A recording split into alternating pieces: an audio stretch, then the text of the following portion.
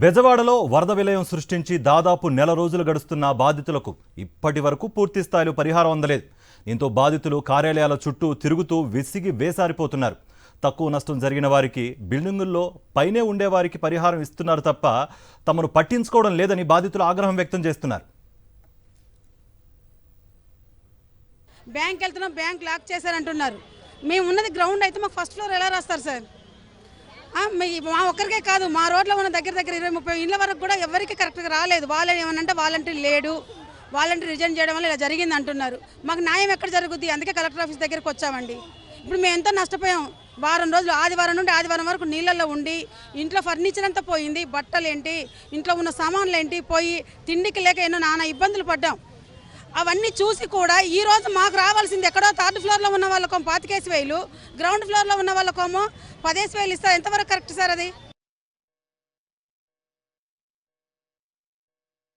ముంపు ఏరియా మొత్తం నీకు ఎన్ని ఇల్లులు ఉన్నాయో నువ్వు లెక్కైనా రాసుకోవాలి. ఇప్పుడు ఇన్ఫర్మేషను ప్రతి ఒక్కరు ఒకరింటికి ఒకరు కాగితాలు ఇచ్చి వెళ్ళలేరు కదా. అలాంటప్పుడు మీరు ఏం చేయాలి? ఈ ఏరియాలో ఎన్ని ఇల్లులు ఉన్నాయి, ముంపులోనే ఎన్ని ఇల్లులు ఉన్నాయో అన్ని ఇల్లులు మీరు వివరాలు, ఫోన్ నెంబర్లు మినిమం ఉంటాయి కదా, మినిమం అవి రాసుకుంటే అప్పుడు తర్వాత మీరు పలానా ఈ కాగితాలు మాకు ఇవ్వండి అమ్మా అని మీరు చెప్పాలి.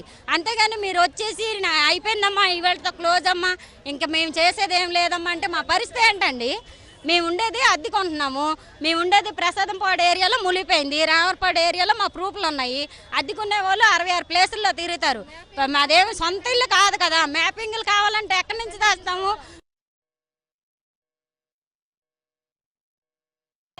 ఏదైనా తేల్చాలి. ఇప్పుడు రేపు 1వ తారీఖు ఇంటింటికి వచ్చి పింఛన్ ఇస్తున్నారు.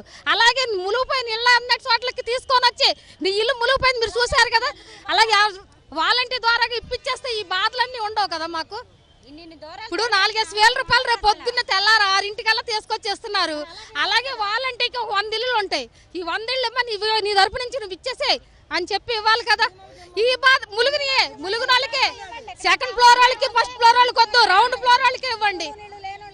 రౌండ్ ఫ్లోర్ వాళ్ళకి దానికి మళ్ళీ మీకు మ్యాపింగ్ లేరు, మీరు మ్యాపింగ్ లో లేరంటే ఎన్ని రోజులు తిరుగుతామండి? మీరు ఇచ్చే 25,000 కాదు, ఇప్పుడు మాకు 1,00,000 రూపాయలు పైన పోయినాయి. అవి దేని పనికి వస్తాయి?